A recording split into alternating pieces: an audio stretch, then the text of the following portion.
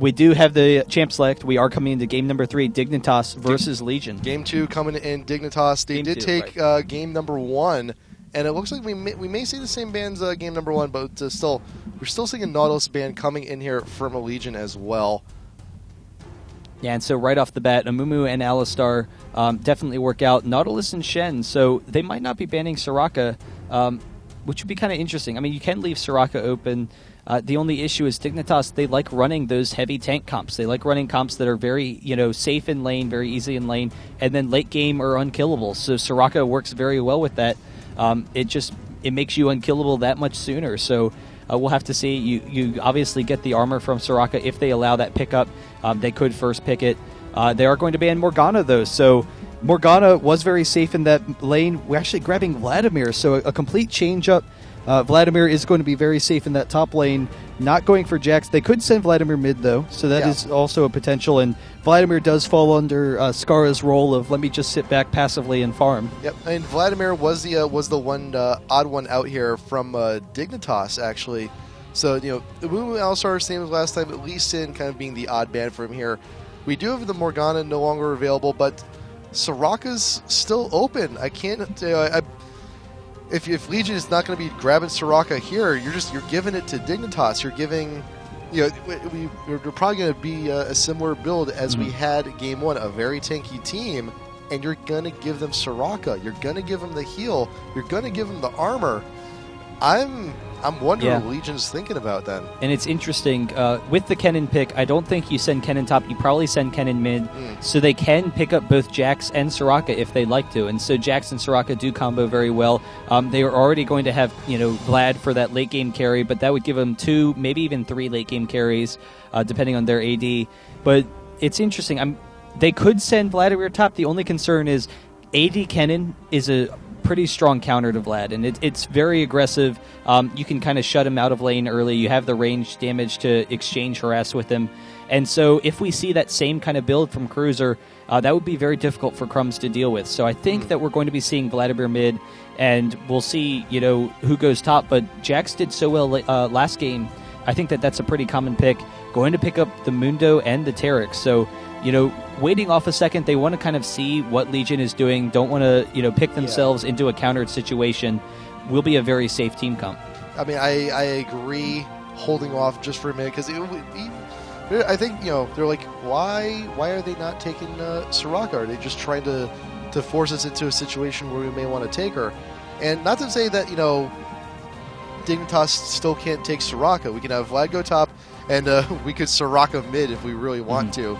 And there was a time where Soraka mid was quite popular.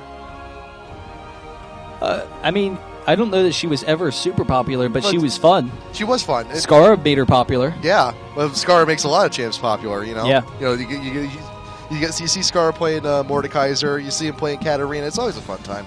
But actually, no. Now we have Kog'Maw. Now we have Soraka being picked up here by Legion. And please say this is the team. Oh, God. There's no way that it is. now they're trolling us. I know that there was zero chance of that being the team. That would have been hilarious, though. I would have loved that.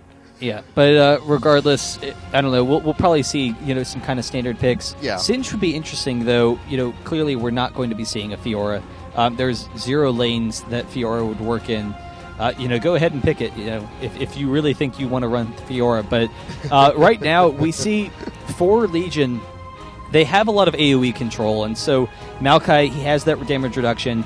Kennen has that CC. Then we've got the long range and the late game of Kog'Maw. And Kog'Maw works really well against the kind of teams that Dignitas likes to run, which is a concern for them. And so one of the things that they have with Orianna, they can try and zone Kog'Maw. Orianna's range is pretty short, so Kog'Maw can kind of stay out of it. But if Kog'Maw gets a little bit too close, you have the Orianna ultimate. If you can hit Kog'Maw in the Orianna ultimate, very quickly you can win those fights. They have the double AP. They have still a pretty tanky team. The Orianna shields work very well with what they try and do.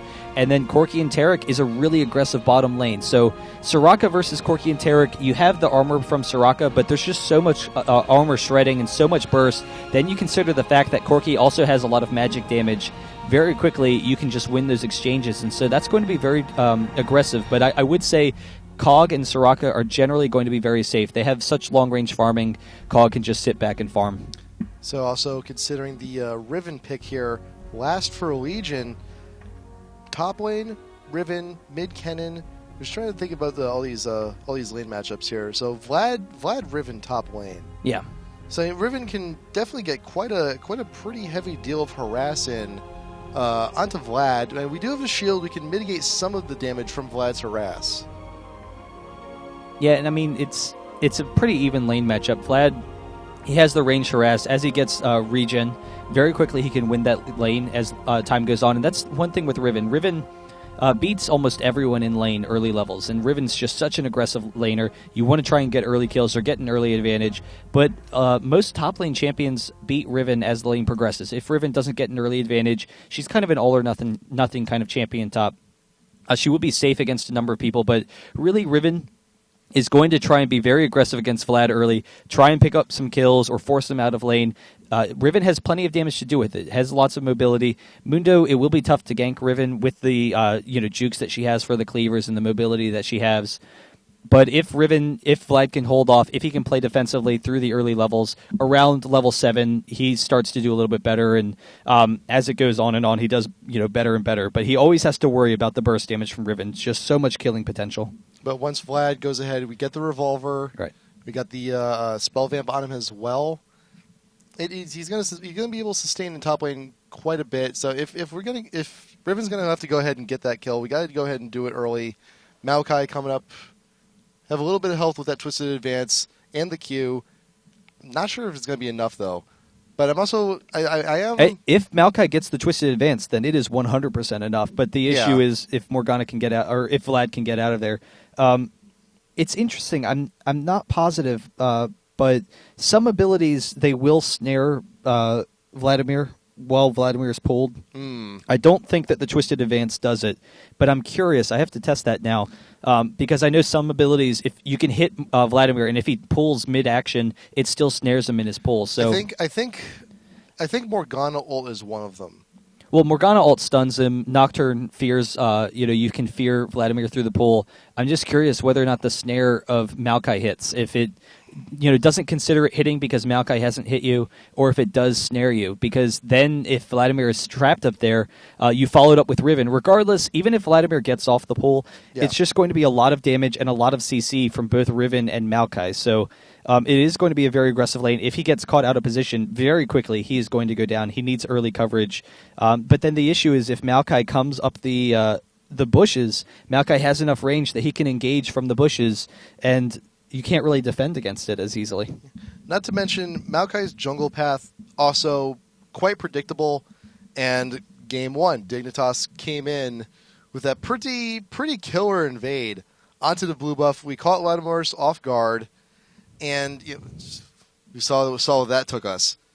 So yeah, I mean, it was huge for Dignitas. They knew, all right, Nocturne doesn't have that flash. Let's come down right when he's doing blue. We can pick up the quick kill there. It worked out perfectly. Yeah. Maokai, he is very blue dependent. They do have a really aggressive early game team once again, and so against Legion has a decent early game team, but not enough to stand up to him. I wouldn't be surprised to see an early invade. Right. So gonna have to find out what happens. Game number 2, Legion versus Dignitas. Whoever wins this one goes on to the round of 4. They will be playing MTWNA.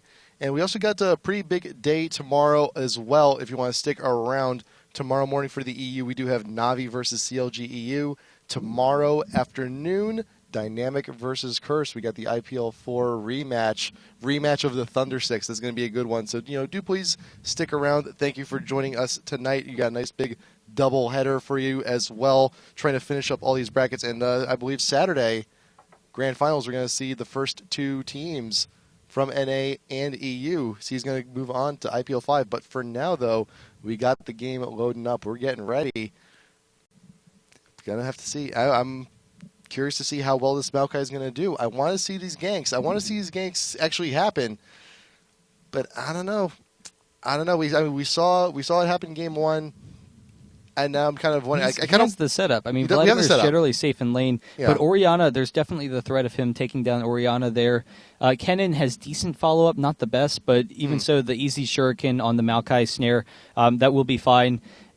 Maokai is a very aggressive ganker, so I mean we'll have to see. I think that he's going to be able to get in on Vladimir though, so we're going to need to see an early ward up there. We see actually Tarek starting off with 4 wards and a pink ward, so he's probably going to go ward top, and that's one thing they needed to do. They need to not allow Maokai to get in those early ganks. So Locust, good work there, not starting with a fairy pod or not starting with boots or anything, so it's going to be fine. It's going to take a little bit slightly longer for a Locust to go ahead and start on those GP10s. It's going to take a little bit more farm to go ahead, a little bit more time in lane to grab the Philo Stone, and we're also going to have a little bit less mana regen in lane as well as a result, but we got to keep vision. We got to know where Legion is. We got to make sure that we can secure the early game. And it's also, I mean, the fact of the matter is Tarek knows against Cog and Soraka, he wants to be aggressive, but his killing potential against them is going to be kind of minimal early on, so he doesn't really need to worry about an early item,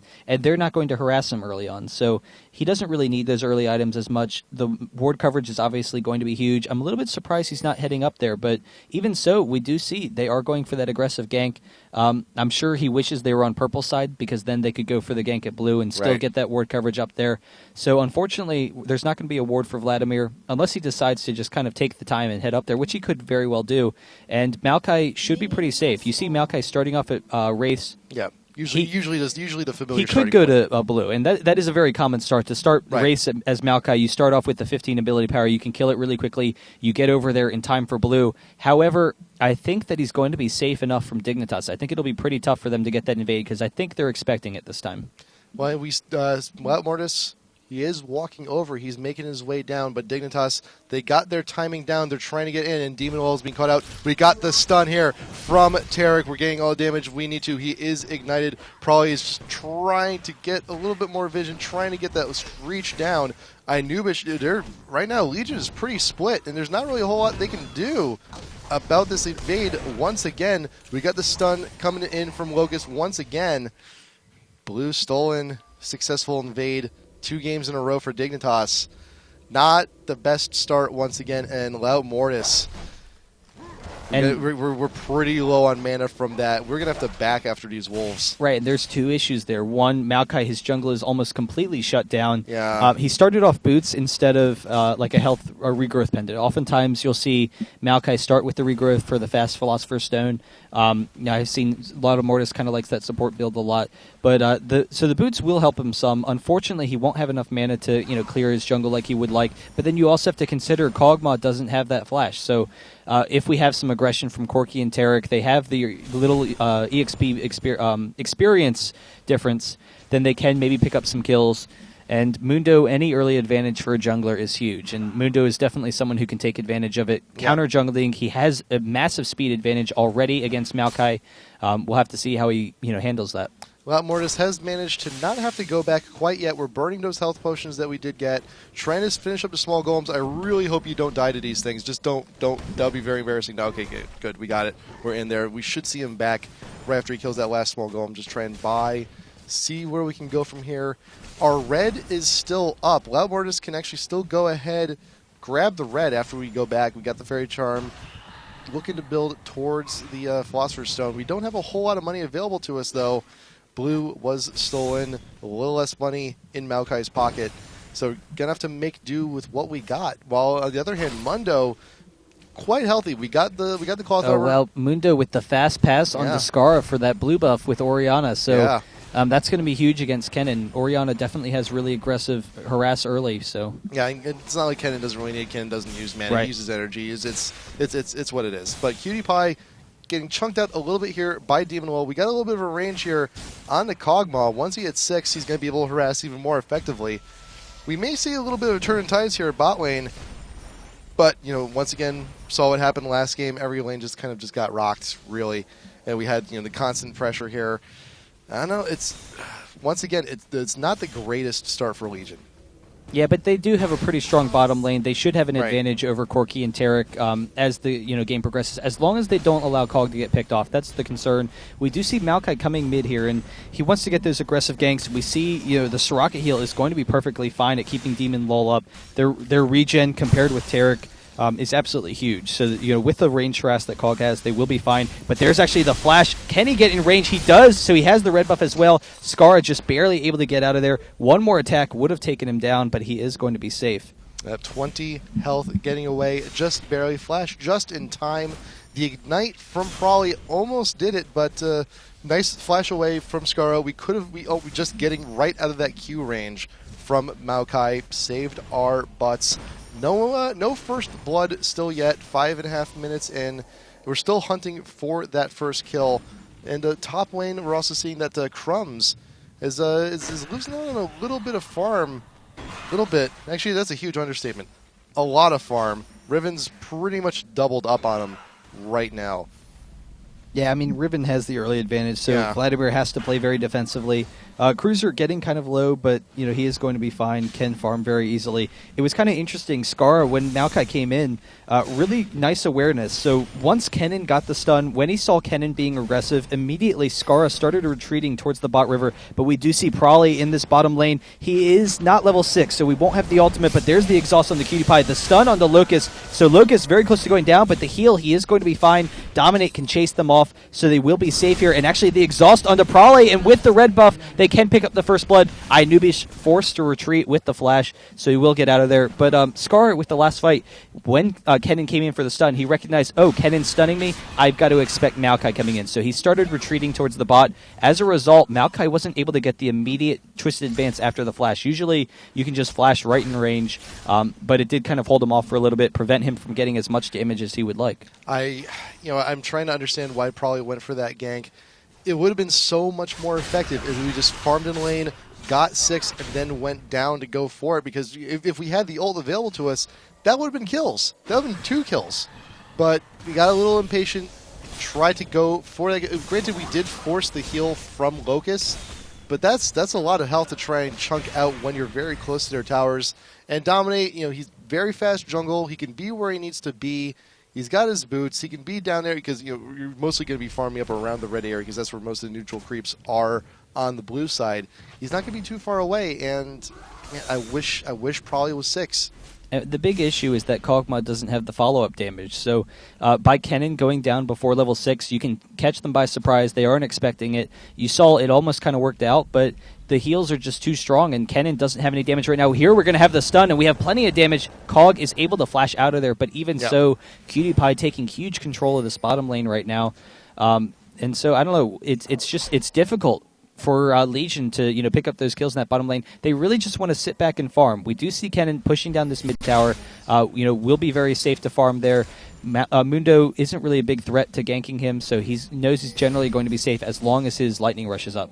And also, just to speak on how far behind Mortis is as well, we got both of the parts of our Philo Stone, but not enough to actually get the recipe down as well. Still trying to farm, still trying to catch up. Crumb's getting chunked out pretty huge by Cruiser top lane, but very soon, once Crumb starts getting a little bit more gold, we get the revolver, we increase our sustain. We could see the lane starting to turn, but for now though, just the lead that Riven has is pretty staggering. 2 Doran's Blades and a Null Magic Mantle. We're going to be able to prevent some more of that damage. May also see Riven grab a second Null Magic. We can see items like a Hex Drinker, Merc Treads, even more magic resist to stay in that top lane longer. Yeah, but as long as Crumbs can get to where he needs to be, he's going to have plenty of damage. We do see the Twisted Advance onto Scar, but he's going to be fine. Prawley is on the other side of the wall there. It's interesting. We see Vladimir, he's picking up the early... sorry, it's just completely missing me. The early Chain Vest along with the Amplifying Tome. So the Amplifying Tome, yes, he can get that fast Hex Tech, but he knows he needs to mitigate some of Riven's damage. Otherwise, he's going to face constant harass. We see them zoning him out at this blue, and they just don't have enough control right now. So this is actually going to be a blue for Legion. So a nice early advantage. The flash in actually from Cruiser. He's going to take down Dominate fast. There's the follow-up with Prawley. They will get a couple of kills here. Scar is going to go down. gets the flash off, actually, just barely getting out of range, and Vladimir was able to pick up the kill on Dekedin, so an even exchange right now, but Cruiser still chasing. He will get that 1 kill, and then the twisted advance. If he gets out of tower range, he can come back, tanking it actually just for a second for Latimor's. I think he expected Latimor's to go for it, but in the meantime, we have the damage on bottom to Demon Lol. He will be fine, though, with Soraka. Good position right there from Legion. We got the blue. Very, very good odds on them, and Locust going. We're going balls deep. We got the exhaust here onto Demon Lol. We want that kill. We got the Valkyrie from QtPie behind tower. It's like, you know what? You can explode. Go ahead. You're not. What's Nubish gonna do? What's Soraka gonna do? Not a whole lot. But we see Lout Mortis back again, securing the blue. But Dominate is gonna have something to say about it, and we'll actually just go ahead and grab it back.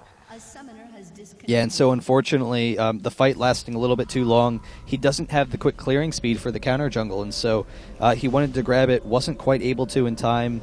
He doesn't quite have enough for the Heart of Gold, so again, he's still behind. He does have the Philosopher's Stone, which is nice, but Mundo definitely has an advantage, and coming right up for the aggressive steal on the red, he knows he has plenty of clearing speed to take it down. He's going to be perfectly fine there. Top lane does Vladimir. He doesn't have the Hex tech yet, so no. he still is a little bit low on regen, but having that Chain Vest is definitely going to help mitigate some of that damage. He doesn't want to give up any kills to Riven, and that's the thing. We've seen Crumbs playing a pretty safe top lane so far. Yeah, we're about 400 gold away on Vladimir to go ahead, finish up that revolver, get that spell vamp we need top lane, be able to stay up there a little longer.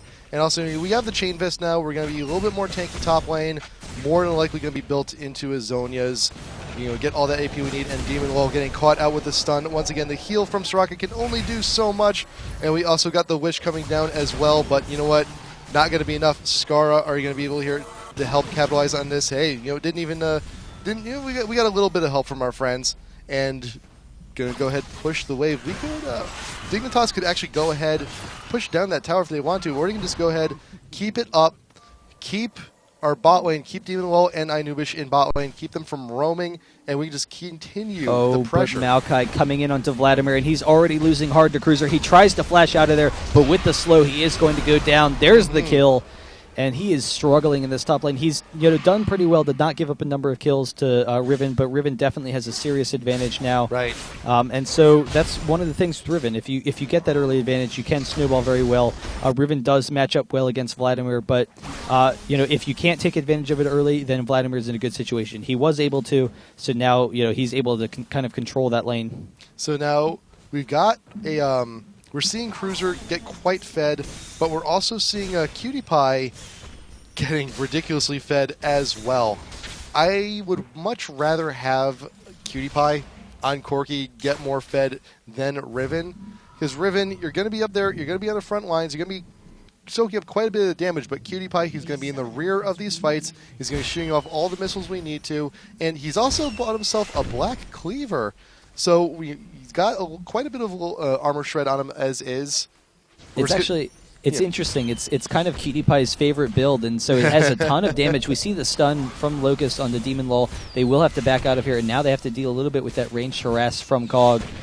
Not able to connect on some of those ultimates, but QtPie, it is a common build for him to go with that Black Cleaver. But it's weird when you ask him, why he does it or why it's a strong build or whatnot. He says, "Oh, it's not. I just enjoy it." But it does work well with Armor Pen from Tarek and from Corki. You have so much shredding. You can eat people alive with that Black Cleaver when you pair with the Tarek. So you're gonna have a lot of damage output. Yeah, there's definitely a little bit of method to madness, but now we got Dominate popping the ult, going in for the initiate once again here onto Demon Lol. Inubish will not be able to get away from this either now. Dignitas is just absolutely abusing bot lane at this point. Corki, QtPie, 5-0-1, ridiculously fed at this point. I don't think any more kills in the world on the Cruiser top lane. Later on, once we start, late game, we'll be able to catch up to how far QtPie is right now. Yeah, I mean, they do have, as a team, a really nice advantage. But again, Vladimir is, pretty far behind, so he's trying to get into the game. He doesn't have a lot of damage as of yet because he had to get that chain vest against Riven. So just the fact that he was kind of shut down his build. We do see Laudomortis coming in on Locust now. I don't think they have enough damage to take him down, but they will get some nice damage output. Mundo coming down as well is also very low. Laudomortis actually stuck underneath the tower and probably going to throw off the ultimate. Cannot pick up Dominate. The Ignite just barely able to grab it. But now Corki is in pursuit of Laudomortis. Will be able to pick up this kill. So a double kill. Just barely able to hold him in, for the pursuit from Cutie Pie. So we see that there is about a 3K difference here between our teams in terms of gold. And look at how much of that is going right here to Cutie Pie. He's about 6K in there. And right now, the highest gold earner on Legion is Riven, 4.5K. Mm-hmm. And there's a nice little bit of a spread. Scar's getting some of the chunk as well. Mundo's getting a pretty healthy chunk as well. I don't know. It's looking pretty bad. It's looking pretty bad for Legion once again. So much money going to Cutie Pie. And he's just, once we hit those team fights, the missiles will continue to fly. Huge chunks of damage. You've got the Black Cleaver. That's a lot of armor shred to be going around as well. Plus Tarek. Plus, we're just going. Cutie Pie is just going to be building more and more damage from this point on. It's going to get ridiculous real quick. Yeah, I mean, they have nice team fight control. They've got a pretty tanky team. They have, the AoE with Orianna, and the fact that Corki's in the back line shredding people is going to be huge. It's kind of weird. Riven, as far as team fights is concerned, is very good at winning disorganized fights. And so Riven can get those kills very easily, can win, long stalling fights, or maybe after a little bit of AoE. And so we have some nice AoE. Then maybe Riven and Cog can, finish up. But we actually see Locust coming in here. Is going to get the stun onto Soraka. So Soraka going to drop almost immediately. Just way too much damage. And they're just going to die repeatedly, honestly, bottom. There's nothing that they can do to stop that damage output. In the meantime, Maokai coming up onto Crumbs. He will have his pull still, so he can get off some nice damage. The nice flash, actually, and kiting around the turret. He will have some damage on the Cruiser. And there is finally the pull. Cruiser very close to going down. Will have to back off. They are trading the roles of tanking, and so we do have the kill here. Laudomortis able to tank and then back off, but both of them getting very low. That was a nice trade. I mean, I really enjoy the cycling of tanking the tower. That's really what got them that kill. But while they're off doing that, Dignitas is going to walk over, take Dragon pretty easy, just extending their massive gold lead. 8-0-1 on Cutie Pie. That's just... It's still... Granted, Legion's farming up Riven quite well, all things considered. But all these dives coming in from bot lane with help from Dominate, just walking right from behind, going through that tri-bush, getting these dives in, and we also took tier 1 tower and bot. It's looking... It's still... I fear the late game. Once the team fight actually happens where we have Riven and Corki together, I'm expecting Riven right there on the front line falling very quickly. Yeah, I think that's very likely against Corki, and that is the big concern. Yeah. The damage reduction from Maokai will be very nice, but it's just going to be so difficult for Riven to get enough armor to handle all of that armor shredding.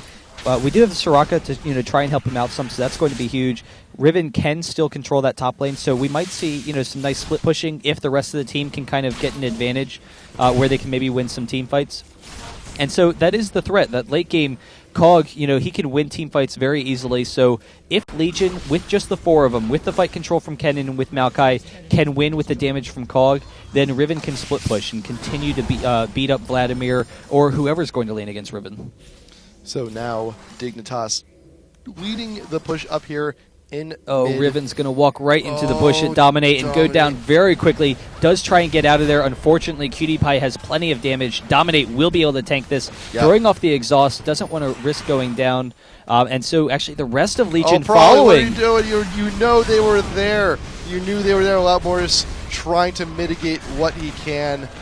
Not going to be doing a whole lot. You knew they were there, probably. You knew they were there. Why did you go? Cutie Pie finishing up Demon Wall. That was painful. That was quite painful. Yeah, Dignitas is absolutely stifling. I think that they Legion, they kind of... I don't know, knew that this game is, really falling behind for them. They do have the late game of COG, but they were kind of scared, and so they were like, okay, well, everyone's kind of low-ish.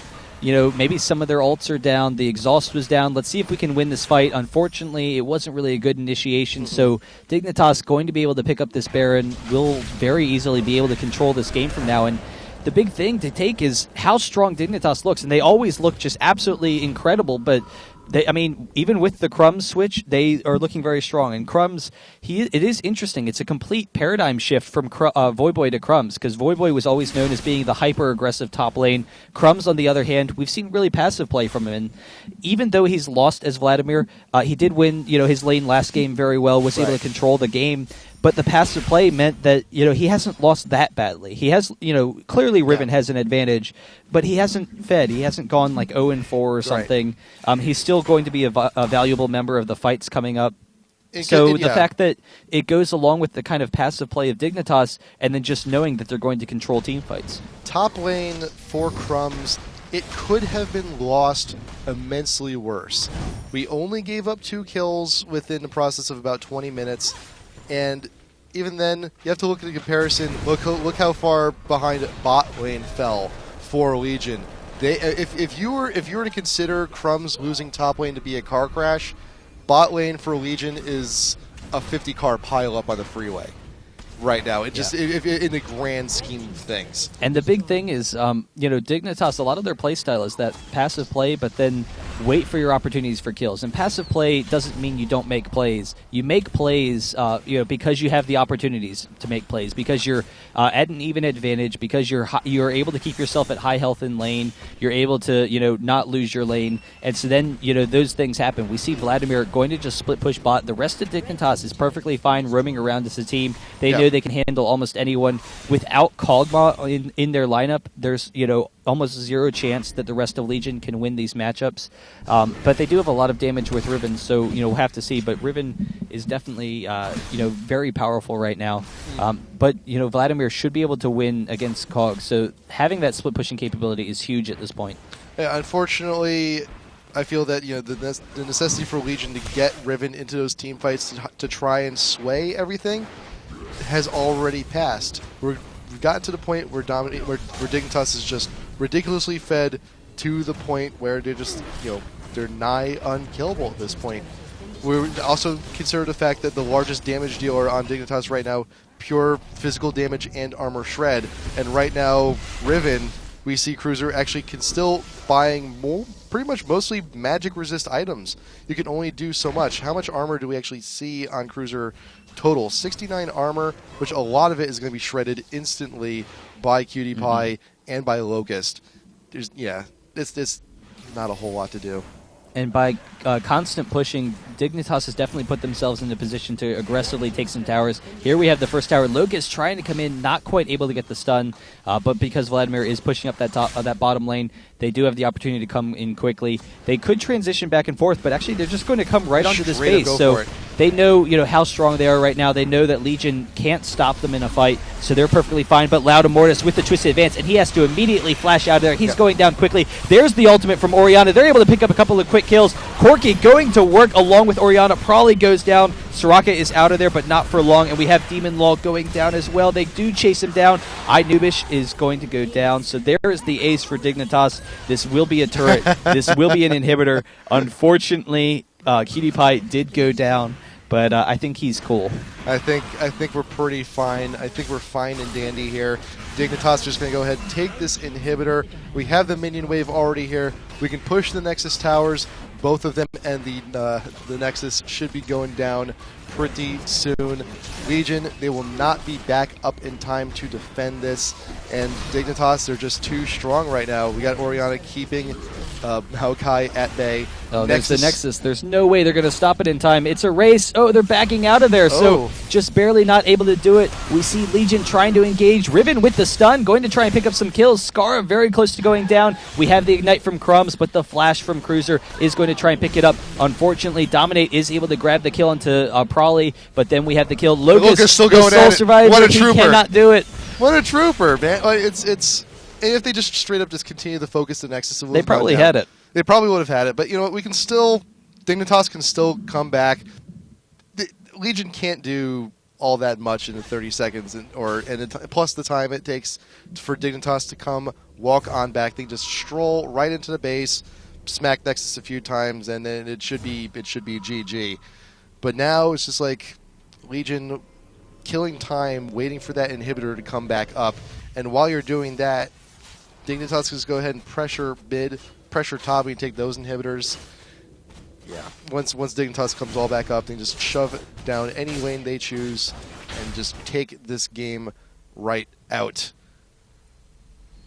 Yeah, I mean, it's just too difficult. Dignitas, they know what kind of comp they like to run. They run that super tanky late game comp, and it works out so well for them.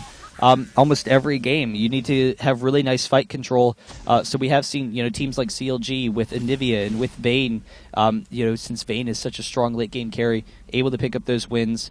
Now Dignitas, they can push in. I'm surprised they're not just going right for the Nexus, but it is fine. They can push up these turrets. I don't know if they realize that the Nexus turrets are down. They go. They know. They're just like, hey, we're totally gonna grab this mid tower. Nope. Let's just go ahead straight in for the Nexus, and Dominate's doing a good job keeping everyone at bay. Let's get Cutie Pie here. Just focus down the Nexus. You should be fine. Actually, not even that. We can just go ahead, focus down Noobish, focus down whoever else we need to. Loudmores is out in front trying to make a difference. Cutie Pie has to flash away just to get a little bit to safety here, focusing down the tree, and now hopefully getting down to the Nexus soon. Dominate, there you go. Someone be a champ. Kills are more important. Get the kills. There we go. Dominate took the lat, just smacks it with the briefcase, and there we go. GG. Dignitas moving on to round of 4. They will be facing off against MTWNA in the semifinals.